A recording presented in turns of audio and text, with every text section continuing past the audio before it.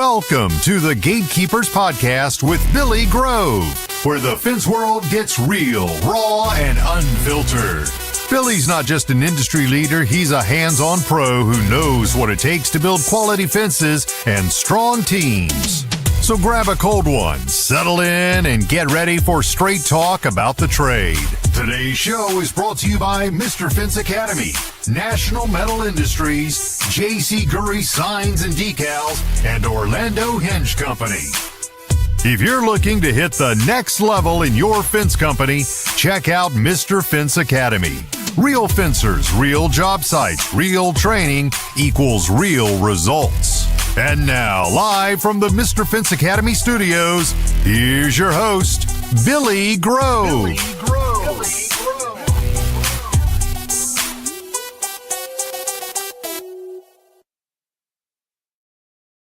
What is going on, everybody? How's everybody doing on this fabulous Tuesday? I hope everybody's had an awesome week since we've last seen each other, I guess. Can't really see anybody in here, but you get what I mean. Real quick, guys, do me a favor. Go subscribe, like, follow on whatever major audio podcast platform you like, whether it be Apple Podcasts, Google, Spotify, iHeartRadio. We're on them all. Go ahead and hit that auto download button as well, so that way you can have each week's episode Wednesday morning for your ride to work. That being said, the show couldn't go on without our awesome sponsors. So real quick, I'd like to give a shout out to the sponsors. First and foremost, Mr. Fence Academy, right above me, guys. If you are looking to up the level of your fence business, whether it be the business side or the installation side, look no further. Go look up www.mrfenceacademy.com. Secondly, we have National Metal Industries, guys. If you're in the market for privacy slats for chain link materials, vinyl, ornamental iron, and aluminum, hit up Mr. Mike Levy at www.nmifence.com. And then, of course, we got our awesome J.C. Gurry, guys. If you're looking for some fence signs, look no further. These are hands down the best signs on the market. www.jcgurry.com. And then last but not least, Orlando Hinge Company, or better known as the Swan Hinge, guys. If you're struggling with your clients, are dead set on having a double drive gate swing uphill, or even if there's an instance where a single gate has to swing uphill, look no further. Go give the Swan Hinge a try. I promise you they work. I've used 5 or 6 of them. www.swanhinge.com. All right, guys, we got an awesome show lined up for you, man. I got the VP of Sales and Marketing, Mr. Zach Romero of Blackline HHP, which, if you guys do not know what that is black vinyl, high heat performance, fabulous product, looks absolutely stunning whenever it's installed. And yeah, man, we got an awesome show. But just real quick, I do want to give you guys a rundown of the week. It's been a super busy week here down in Florida. I'm sure it's been busy everywhere as it is the kickoff of the summer. Man, we've been busting our ass, grinding to the steel, man. Worked 2 late days in the past 7 days. Got some stuff knocked out, got some stuff finished. Let's see, today is last Wednesday.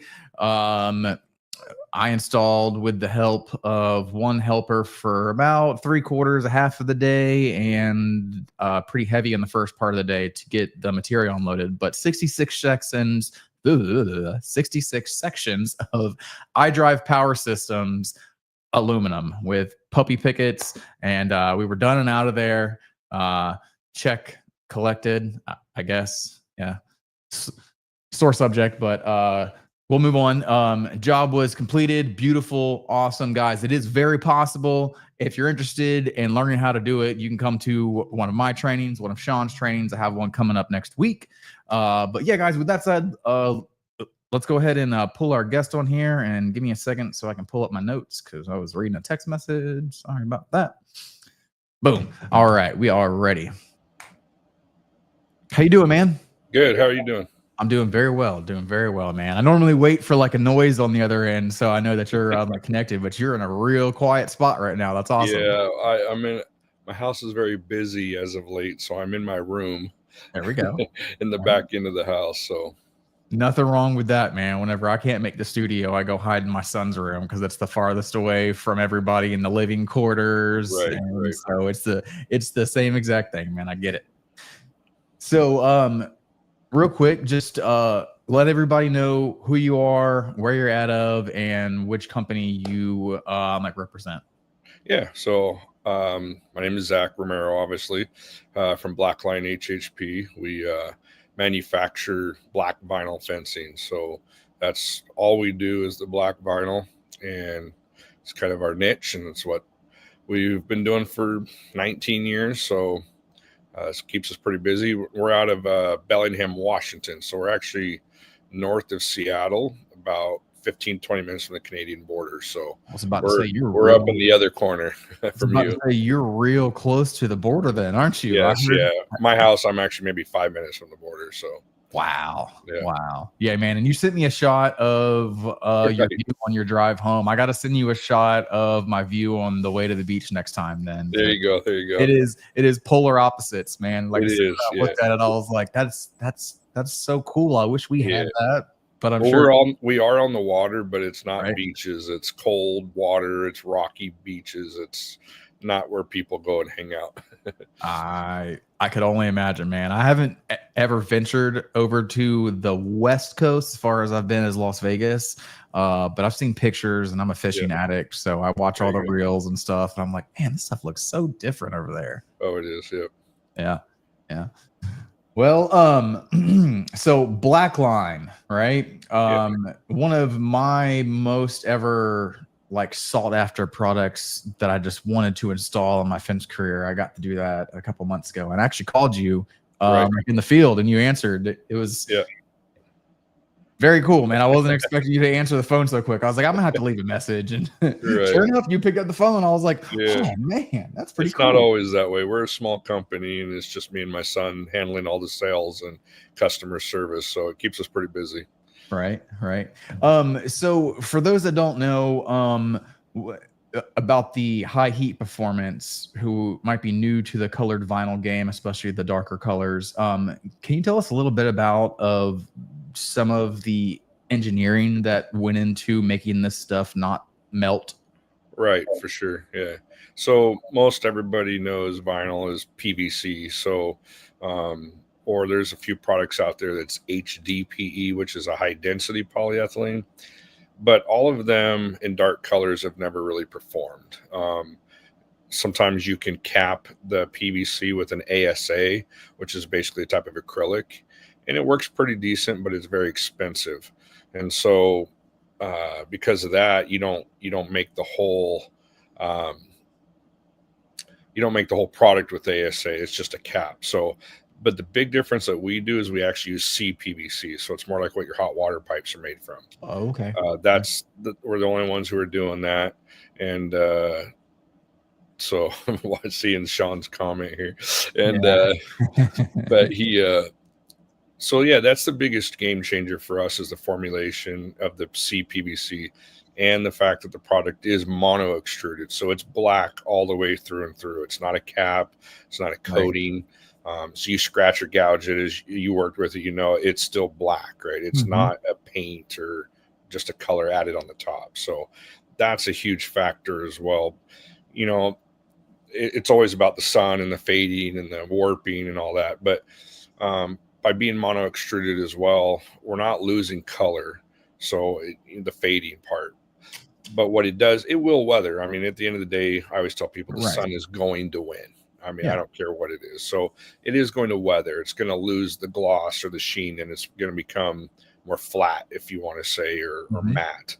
And so it is going to weather for sure. But yeah, I mean, that's the biggest game changer is the CPVC and extruding it mono extruded with that formulation. So okay, all right. Yeah. Well, I jumped the gun just because I was curious about that. So we're gonna scale back and talk about some of the beginning stages of your fence world career. Okay. Yeah. Have you ever installed fences, or are you just the I have, yeah. I mean, I have after I got into the fencing world, just kind of by osmosis or whatever word you want to say. I come from aerospace background. My dad, though, was a contractor for many years. So, I mean, working with my hands was not rare, but I come from aerospace in 2009, got laid off, and Blackline here is local to me. So a guy that I knew worked in the shop, and he'd quit. So I'd heard through the grapevine, hey, they need help, go ask them if they need help until you find something else in aerospace. So that was in summer of 2009, and been with Blackline ever since. So started working in the shop, very, very small at that time. Even the company was the only shop guy. Owner would come in kind of after his day job and set up jobs for me to work throughout the week. So then I just started selling locally, and then I started, oh wow, hey, he can handle himself. Hey, start doing this and start doing that, to the point where kind of doing a little bit of everything. And because of that local sales too, people would be like, hey, can you come install a fence? I'm like, well, us as a company, we don't. We're just a manufacturer supplier, but I can do it. So even though I hadn't really done much, and I had 3 boys, so we just went out and figured it out and started building fences throughout the years. So and I still build them to this day, kind of on side work and just as I have time or make time. And it's vinyl, man. Once you figure it out, it's just like adult Legos is all it is. Exactly. Right. Yeah. I mean, like, that's one of my favorite things about it is, once I show a guy 1 or 2 times, they're like, man, I got this. I'm like, oh, yeah, you do. For sure. Yeah. But what are some of the early influences and mindset that has shaped you into the Zach that you are today, from the 2009 Zach that just went into the fence industry?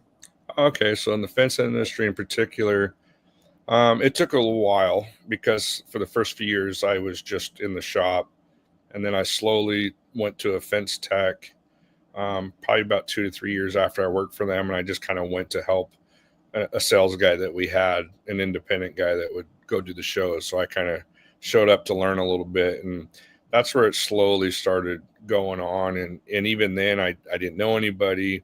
Our company didn't sponsor anything. We weren't involved in anything outside of, like, we have a Google ad and people kind of find us slowly, or collect the leads at the show. But I really wasn't making connections for quite a while. But it just took a few years of just being there consistently and running into the same people, finally meeting people that have been customers, and then they introduced me to somebody else. So honestly, it took quite a few years. But I would say within the last 5 to 6, I think just from consistency of being there and having my face there, people know who I am as a person, and then of course as Blackline, right? The whitest face you can find, being the face of Blackline. But it's kind of, but it's been interesting. And so I would say, though, and slowly, first I'd say with Sean King, really started pushing out some stuff on social media. Come learn, come do this. So I actually went to Evansville, man, I don't know, 6 or 7 years ago, I'd say, maybe, just to one of his little just own with internal company trainings, just to see what's going on. How are contractors installing fences, rather than just I'm filling orders. Right. And that's kind of where it started. And then really within that time frame, a lot of people started getting on board with training and hands-on training. And then just we were able to grow and finally get involved more with sponsorships at Fence Tech and AFA, in different events. So then I would say, as of late, when the FWA came into play, I jumped in right at the beginning. So that really helped get my name out there and make connections. So I would say there wasn't a lot of influence per se. It was the connections that helped me kind of get there. Right. And then as of late, I've really connected with Robert Whitaker, with the AFA, through his Purple coaching, through those pre-show parties, by sponsoring it. And so I would say mindset now, and trying to grow as a leader, as just being consistent, Robert Whitaker has been and his brother Michael have been a pretty good influence in this last year. Now I know we said since 2009, but the really influences and mindset has only really evolved a lot in the last little bit. Because as I said, we're in the corner of the world away from everybody. Yeah. And it was only fence shows, right? Once to twice a year. So, and we were so small, we couldn't afford to do anything. We couldn't afford to sponsor anything. We couldn't afford to get involved. So it really limited what influences were helping us. So no, it was a long spiel to kind of get to where it's been a very short time frame. But I would say it really kind of kicked off about 5 or 6 years ago when I just made the leap and went to Evansville to see Sean do some stuff and get outside of my box. Right. So, yeah, there we go. Lots of people always say that you only grow when you're uncomfortable. So, right. Absolutely. Yeah. So, I mean, it's a very humbling experience being a seasoned fence contractor and going to one of these things and seeing all of these tips and tricks and techniques that you've never seen and all of that stuff. I've been there. So, I know, but the awesome part is lots of people have felt the same way that in the past 2 years, I know you said the past year, but in the past year, we're seeing a lot more people positively influence the trade, and I'm loving it. Right. I'm loving it, man. I don't care. Yeah, and I'm in a unique position being a supplier and not a contractor.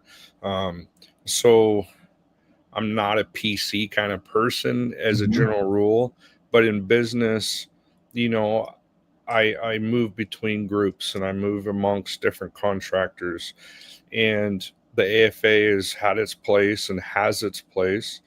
But I also believe the FWA coming in has also sparked everybody just to up their game. Not that the FWA did it better than anybody. It's just like, look, we can't stay the same. And I believe the AFA is taking some good steps as of late. And so it's competition is healthy, right?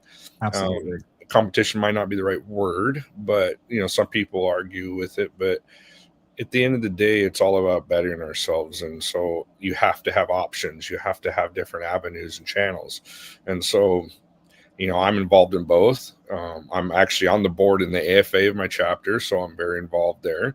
But I'm also very involved in the FWA. Nice. I can glean something from either side, either group. Yep. And honestly, there's guys that I know that aren't part of anything. And I learn from them, right? So David Gatto stays away from all that stuff. I don't know if I'm saying his last name right, but he stays out of the politics of the organizations, but he's somebody you can listen to and learn a lot from. Oh yeah, man. So you have to make decisions for yourself of how to better yourself. Quick little rabbit hole. Have you ever met David? Yeah, I have. Yes. Oh man. Man. He's a personality. I haven't heard his actual speech though. I mean, I've heard clips, but I know his story. Right. But I've never actually got to sit down and hear his actual testimony. But yeah, so I think he gave us like the very shortened version at this last year's like Mr. Fitz Academy like retreat, but he added a lot of new things to it because I've watched the like speech on video a couple times. Right. But man, talking about an empowering speech, man, when a room full of 93 people shoots up out of their seats as soon as he's done and just starts clapping loud as hell, it's a very powerful feeling, man. Oh, absolutely. Yeah, man. But he was one of my favorite speakers I've seen in quite a while. Just to say that. So in Blackline, what would you say is your leadership style? Since we're talking about leadership. Yeah, I've always led fairly small groups in different aspects of my life. Obviously my family, whether it be, I'm very involved in my church, and so I'm, I've led Sunday schools, I've led different groups there. And our business is pretty small. So I kind of tend to handle it a lot the same way. As I don't like to be micromanaged. So I don't micromanage others. But also at the same time, I would say when conflict arises, I tend to kind of take my time to deal with situations, because I grew up with the knee-jerk reactionary individuals in my life, and I don't like that from myself. So I tend to take some time, maybe sometimes too much time, to deal with things, but I really try to evaluate what's going on. And I'm kind of glad you asked this question, because part of what I'm saying this last year, a little bit of trying to better myself and being involved with Robert, is starting this week. Actually, I'm signed up with the mastermind class he's doing online with Nice. John Maxwell, which is all about leadership, right? So Right. I've already been tearing through the book ahead of time and already picking up stuff of, like, how to deal with situations, how to approach people, those types of things. So my style, though, is I'm a very laid back. I feel like I'm approachable at times, but I think because I'm laid back, when I'm actually frustrated or upset, it tends to show. Yeah. From my guys see it, because I'm usually very laid back. Yeah. So yeah, I guess I haven't sat down and evaluated my style per se. I just kind of know how I react to things. Right. Yeah. Yeah, I mean, I'm the same way. I'm 99% of the time, if you walk up to a job site, I'm smiling or laughing. Right. And anytime I either have a bad day or something goes tragically wrong, like, they know instantly. Like, Billy gets quiet. Exactly. Yeah, I get quiet. And you can see it all over my face. And man, we had one guy. It was a rough day, and afterwards, like, we were doing like fist bumps, like saying, see you in the morning. And he said, "Hey man, see you in the morning. Just to let you know, your silence is louder than anybody's silence I've ever been around." I was like, "Really?" He's like, "Yep. I knew you were upset. You weren't being rude to me. I just knew you were upset, and I got it." I was like, "All right. That's all that I care about. As long as you got that." He's like, "Oh yeah, man. I completely got my mistake. I got it." So that's yeah. Well, I was taught. I actually grew up in Kansas, and worked my high school years for a farmer who was very quiet. And it would be when he would get mad, he got very quiet, and he would only say, "Accidents happen once." Mm-hmm. Message received. Wouldn't make the same mistake again, because I didn't want to find out what it would be like if I did. I hear that, man. All right, let's jump back into some Blackline stuff. Yeah. What is what's the mission behind Blackline Vinyl? Well, I mean, at this point is to really just to be consistent. Everybody knows dark colors have had performance issues through the years. And so the mission that the ownership started about 3 years before I came on board with Blackline. So for them, it was just, hey, here's an opportunity, right? So both the owners are not full-time in the business. But when I came on and kind of took the reins, I would say the mission was just consistency. Yep. And being there. And even to this day, we're still just locally owned. I have a small stake in it now at this point as well. And if we had warranty claims coming out our ears, we wouldn't be in business. We wouldn't be able to afford it. We're not backed by private equity. We're not backed by a bank account that's unlimited. So, our mission is just to be consistent and really to be able to sleep at night. And so, hey, are we perfect? No. Have we had issues with our product? Absolutely. But we love standing behind our product and taking care of customers.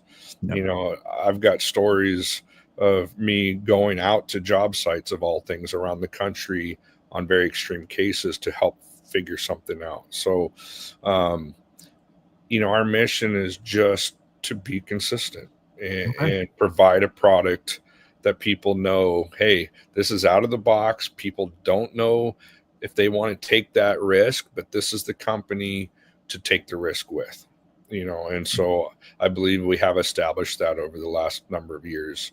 Yep. Absolutely. Yeah. Absolutely. What were some of the challenges you faced in marketing such a niche product? Well, Blackline itself, a lot of people just say Blackline. Yep. The reason HHP is on there is because when our ownership they actually bought Blackline without the HHP. Guys who've been in this industry for more than 20 years know the history of Blackline itself as a company. The company itself had great sales. It had great marketing. It had a great plan, but the product failed. And ownership at that time had tried to dumb the product down to be able to, maybe get it into Home Depot or to get it into everybody's hands at a price point like any other lower price product. And it just failed miserably. And so when I first started going to the fence shows, within a couple of years of taking over, buying the name, that was a big struggle I had. I'd have people come by the booth and almost just start shaking their head because it was a double-edged sword of not dropping the name Blackline. I'm glad we did at this point, because even though it wasn't very friendly conversations at times when people would come up, because some of them had been burnt and left holding the bag, but it created a conversation that maybe would not have happened if it was just some new fancy name. Oh, here's another fly-by-night company. And it gave me a chance to look, hey, I understand your concerns, your situations, your problems over the years. Here's what we've done. And so really the struggle wasn't so much, hey, here's what we're doing. It was a battle to fight the history of black and dark colors in general. Right. And that was the biggest battle, is just getting contractors to even take a chance again. Right. Right. I mean, that makes a whole lot of sense. I mean, when you got a contractor relying on that paycheck, and then they got to right. Oh, absolutely. Absolutely. That makes a lot of sense. But what also speaks louder than words is the fact that you guys have, revamped the product to be able to deal with those problems. Right. So, absolutely. We got to a point where okay, how can we make this product perform? And here's our price point. We can adjust the performance to fit a price. Right. We had to be comfortable with it. If it lost volume because of a price point, it still allowed us to sleep and be profitable and provide a product that performs. Yeah. Very true. Very true. I mean, it sounds simple, but so many companies want to make that extra dollar per whatever, unit to make a little bit more money. But if it causes failures, it costs you more in the end. Yeah. Very true. Very true, man. And I remember whenever you guys first really, like you said, 5 or 6 years ago, when y'all first started really breaking through, I remember Sean doing a video. And he was in a backyard with another with the white fence. And that was when he first started driving. Yeah. Doing the driven method. Yeah. And I remember that video, and I instantly went and looked everything up, and I was like, man, that's some really cool stuff, man. That's it's really cool stuff. I love the whole product. I love the design and all of that. So, man, I've used it. Awesome stuff. Yeah. And it's still looking good in the Florida sun. So there's that. But all right, we're gonna take a quick 3-minute commercial break, and we'll be right back. Okay. Sounds good.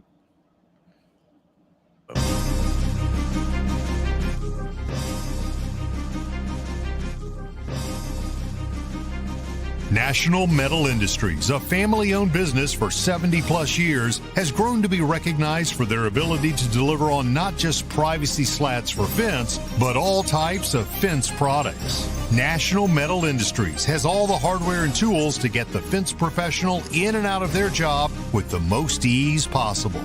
You can count on National Metal Industries for the most convenient resources in fence products. Visit nmifence.com for more information. As we like to say, you can always pick it right at National.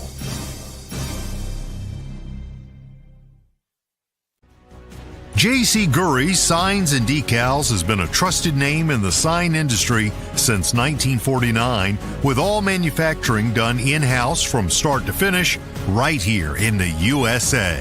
With 75 years in outdoor signage and roots dating back to the 1920s, J.C. Gurry specializes in durable, high-quality signs and decals. In-house screen printing since the 1970s ensures every product meets the highest standards. Visit jcgurry.com for more information. Every aluminum sign includes Mylar lamination at no extra cost, extending product life in tough outdoor conditions. For unmatched quality and longevity, visit jcgurry.com. Struggling with a gate that drags on your sloped yard? Orlando Hinge Company has the solution, the Swan Hinge.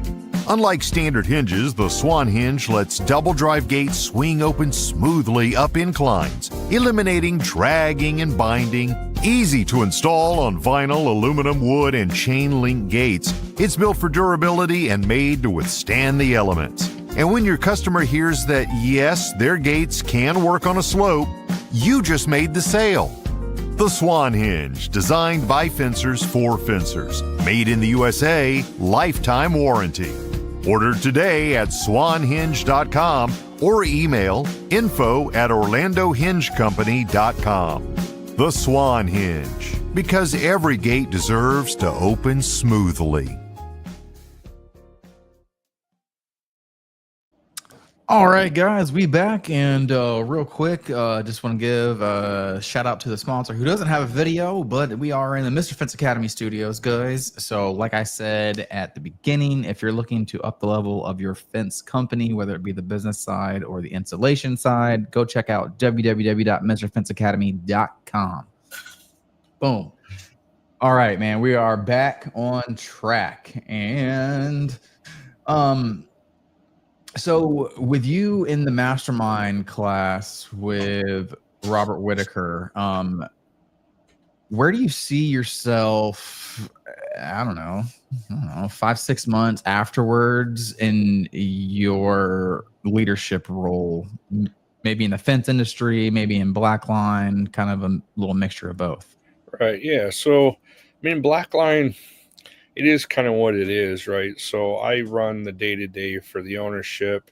They're a little more involved than they ever had been just because of the growth that we've had. And with growth comes bigger dollar decisions. So we do those together and that type of thing. So, but at the end of the day, like daily things, dealing with the guys, with the team, decisions, you hate to say it like this, but I'm already at the top, right? So like with authority structure. So now it's just a matter of bettering myself on how to lead the team. Right. I wouldn't say there's like growth for position at this point with Blackline, but I just bettering myself. But, you know, in the fence associations itself, I have a lot of room for growth. Like I said, this year, I'm actually on a board in the Pacific Northwest chapter. We just did a really awesome service project. I don't know if you saw anything online about it, but we built 2,000 feet of 6-foot high chain link around a search and rescue facility. And amazing. Their helicopters, their equipment, had 3 strands of barb on top. Okay. And a bunch of teams came together and we did it all in one day. Nice. So, nice. 2,000 feet. Yeah, with an automated gate. It was great. I mean, we had 4 main crews out there, 4 companies. There's a company called JTI Commercial Services, Foxtrot Fencing, which from my understanding, the owner is actually a volunteer search and rescue. So that helped a lot of that as well. And then we had NPR Fence, which was local to that area. And the owner's wife, Jennifer, she's the one who organized the whole thing. She's on the board as well. And then there's one more team that oh man, I'm going to lose it. I want to say Guardian Fence, but I feel like I'm getting it wrong. But these guys shut their crews down for the day and brought their whole team in, Awesome. and did everything. So it was an amazing thing. So anyways, I feel like there's growth in there, and I actually have a desire to be more involved in the association, in whatever position that eventually evolves into. Public speaking is not something I'm afraid of. I'm not a shy person by nature, at least not anymore. I was when I was younger. It's something I worked on a lot, even before the fence days, to be better with confidence and speaking. So, I do speak a lot in front of groups as general, even outside of the fencing world. So that part doesn't bother me. And I want to be more involved in whatever aspect I can. So, I believe the mastermind will just help me probably just spot the things that I need to. We haven't even started yet. This week, Thursday is the first week. So I just feel like it'll help me see what I need to do, and just open my eyes to a lot of stuff. So there we go. All right. So, outside of doing these charity projects, I hate to call them charity projects, but charity projects. How do you go about building the relationships in your local community? Yeah, it's a little unique for us because being a supplier, we don't market to our community as a whole. Sometimes we get, because being a unique product, we do market Google ads, even direct to homeowners, because how many times have you gotten a call or your sales team's gotten a call from a homeowner who says, hey, I saw this online. This is what right? So, a fence contractor a lot of times doesn't come to us unless their customer said, this is what I want. Right. Right. So our marketing as a whole is still towards that, but because we service the whole country, we don't really market locally per se. Okay. Sometimes it happens, but we are more, as we've grown, we are getting more involved a little bit locally with just, small donations or sponsorships for charities or those types of things, or just being there when something's going on. We're kind of in a unique situation. Being a fence manufacturer doesn't always correlate, at least on a business level, with our local community. But at the same time, our team does live in the local community. So what I haven't had my guys doing as of late is I want them to be able to spot things and pass it along, because I've got so many different polls on national levels. I don't always see the community local stuff. So if the guys see things, like honestly, like a business next door that's a shredding company, they had a terrible tragedy within the ownership's family. So it's things as small as that. Let's send them flowers and a card. Can we help you guys? Is there anything we can do? Watch the facility because you're shut down because you had a family tragedy. Whatever we can do, you just kind of address it as it comes. Yeah. Well, I love that, man. I love it. Good answer. Good. All right. So something I'm pretty excited about, man. So you started a podcast, yeah. right? Right. And the name of that podcast is Mama's Casserole. Right. Okay. What was the inspiration behind that? Well, I'm one of those types, if anybody knows me on a personal level, I get very distracted.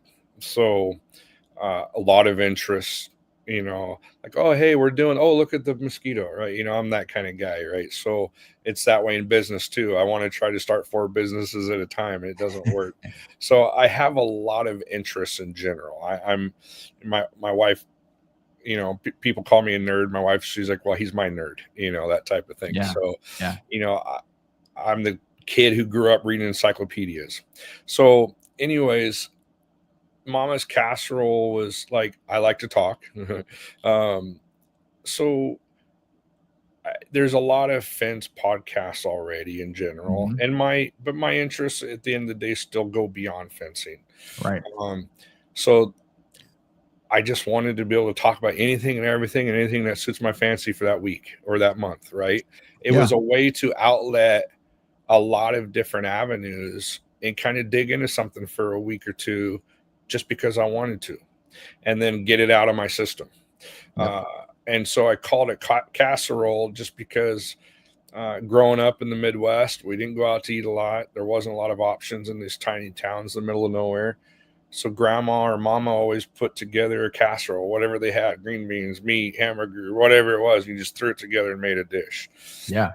So that was kind of the concept behind the name, because that's kind of how my mind works. It's just like whatever happened to be cross my news feed that day, and then I go down that rabbit trail for a few days or something. So it's more of just a hobby, a passion project. I don't have any clear set goals on like, oh, I want to grow this into some national, knock off Joe Rogan type of thing. But, but at the same time, it's kind of that, that's what Joe Rogan does. It's just whatever suits his fancy that week. I mean, he'll have everybody from some famous celebrity to some guy you've never heard of who's into science fiction. Right. So, Yeah. True. that's kind of how my mind works as well. Just so that was the outlet. That was the reason behind it. It was just a way to get things off my mind and out of my head, and where during the day I can focus on some things. And it's actually, I feel like it's helped me. There we go. In that way. So there we go. Well, that leads me to my next question.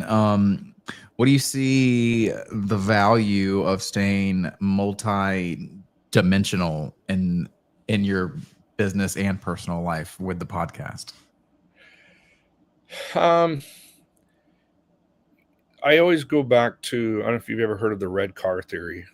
And so it's kind of one of those things where you bought a new car and all of a sudden you see that car everywhere. Oh, yes. Okay. Yes. Right. Yes. So the same thing, right? Me and my wife, we bought a new car about 6 months ago. We didn't see a lot of them, and it was a nice car. We bought a Lincoln Aviator. Kind of a little too fancy for me, but and all of a sudden they're everywhere, right? Yep. So it's the same concept in business and in life. If you have your mind on something or looking for something, you're going to see it.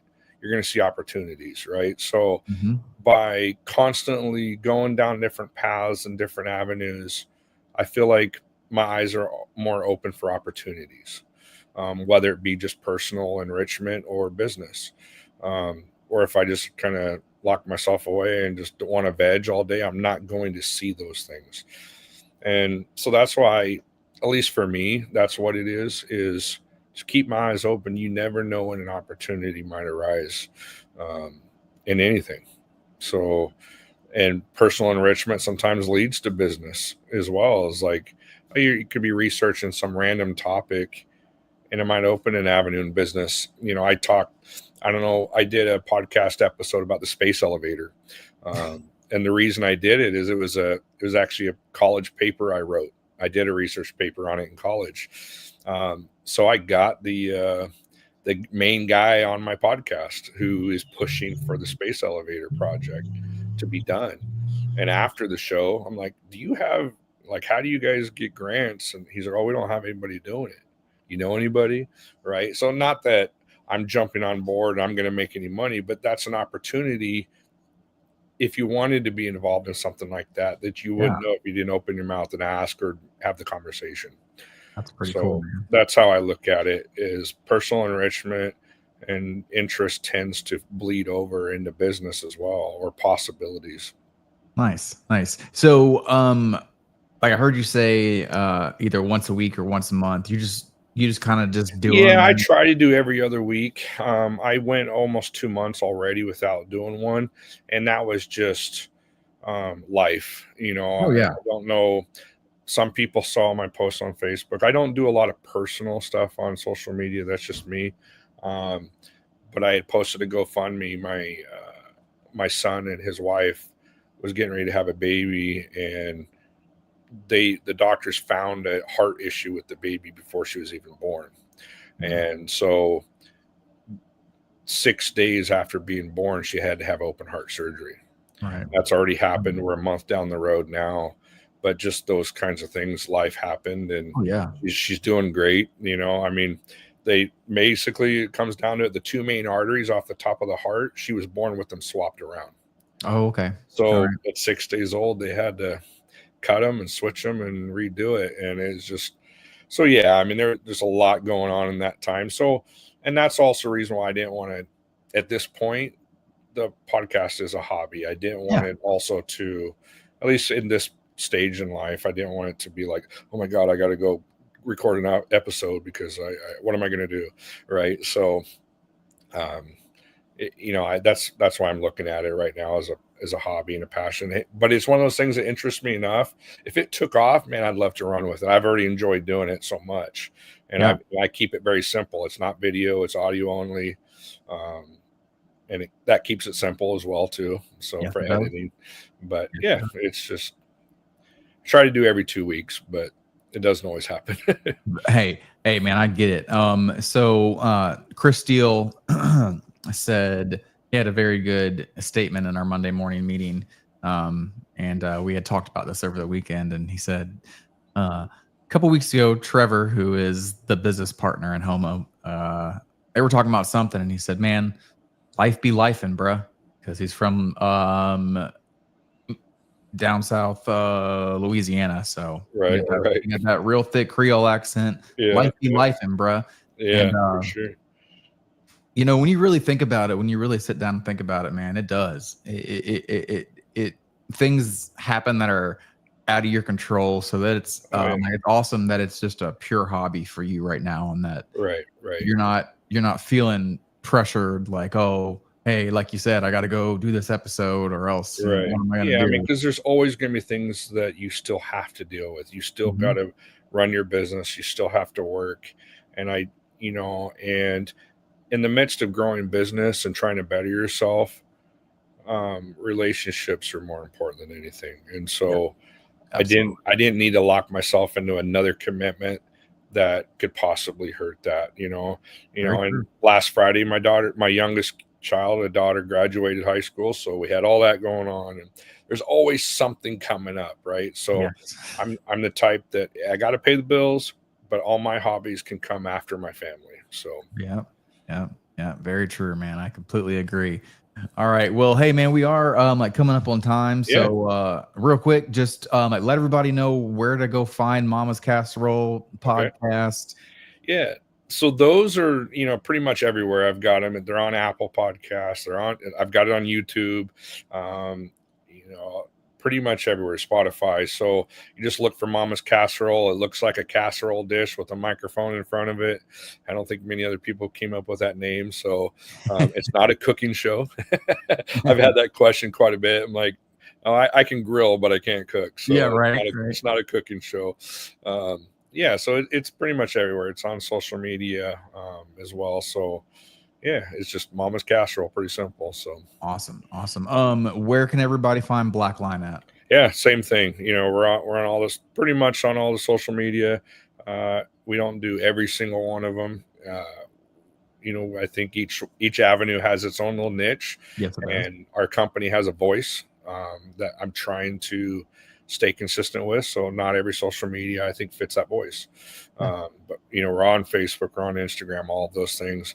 And obviously blacklinehhp.com. It's pretty simple. So, and that takes you anywhere and everywhere. And for all the contractors, we're at every show pretty much. So, come find us and see us, and, we'll help you out. So. All right. Well, I will see you in Vegas in October. So there's that. And hey, man, thank you so much for taking an hour out of your night. Yeah, no problem. To come on the show. It's not as late for me as it is for you. I'm 3 hours behind you. It is pushing 8:30 here. So so it's about time to go home and get some dinner. But hey, man, I'm very appreciative of you coming on, man. I loved the episode. And thank you so much. Yeah, no, thanks for having me. I appreciate it. Absolutely, buddy. Hey, man, you have a wonderful night. Okay. Yeah, you as well, brother. All right. Thank you, sir. All right, guys, that is the show. Thank you, for everybody watching. For those who want to listen to the podcast, maybe you didn't catch the whole thing. Maybe you want to just re-listen to it. Guys, go find me on Apple Podcasts, Google, Spotify, iHeartRadio, any of the major podcast platforms. Hit that like, subscribe, auto download button. And yeah, man, we got a great show lined up for you guys next week. So y'all go out there, put some fence in the ground, collect some checks, have yourself a wonderful week, and stay hydrated, y'all. If it's as hot as it is here where you're at, drink some water. Y'all have a wonderful rest of your week, guys. I'll see y'all next week.